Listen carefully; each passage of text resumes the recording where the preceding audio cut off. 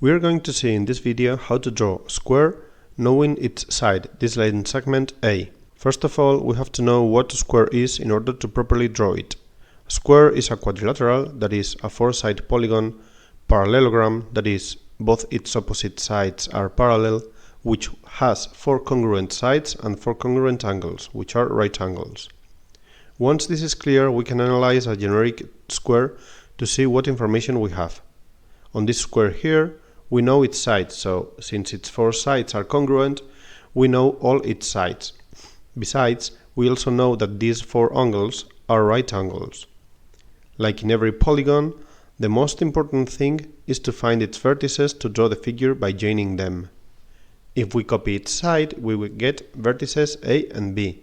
Now we can draw straight lines that are perpendicular to that side that go through each vertex, getting the right angles, because on those straight lines will be the remaining vertices.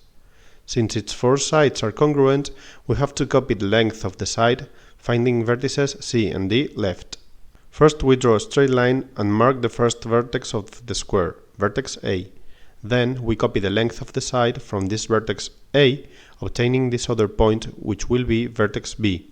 So the side bounded by these vertices is side A. If we look at the analysis figure to find vertices C and D, we can see that they are on two semi-straight lines that are perpendicular to side A and start at vertices A and B. So we draw two semi-straight lines perpendicular to side A that start at both vertices A and B. Now we copy the length of the side of the square on each of these semi-straight lines from vertices A and B, getting these points which will be vertices C and D of the square. Now we get the square by joining all the vertices in the right order. Now we only have to name the remaining sides B, C and D, and the square is finished. We check that the resulting figure is the asked one. It is a square because it is a parallelogram that has four congruent sides, the length asked, and its four angles are right angles. So the exercise is properly solved. Another way for drawing the square is the following. As in the previous method, we start drawing side A, finding vertices A and B, and we have to find out vertex C the same way as before, drawing a semi-straight line that is perpendicular to side A and starts at vertex B, and copying the length of the side on the line from that vertex. This point here is vertex C of the square, and the side bounded by vertices B and C is side B. So we only need to find vertex D, which is the same distance from vertices A and C, being this distance the length of the side of the square.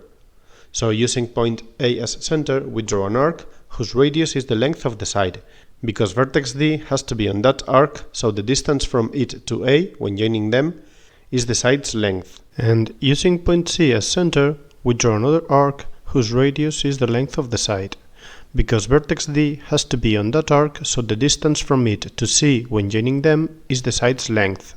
The point where both arcs meet is a distance that is equal to the side's length to vertices A and C, and it is the square's remaining vertex, so we can draw it and name its parts.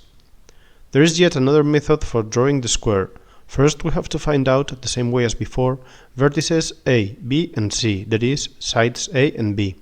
Since a square is a parallelogram, vertex D has to be on a straight line that is parallel to side A and goes through vertex C, and, at the same time, on another straight line that is parallel to side B that goes through vertex A.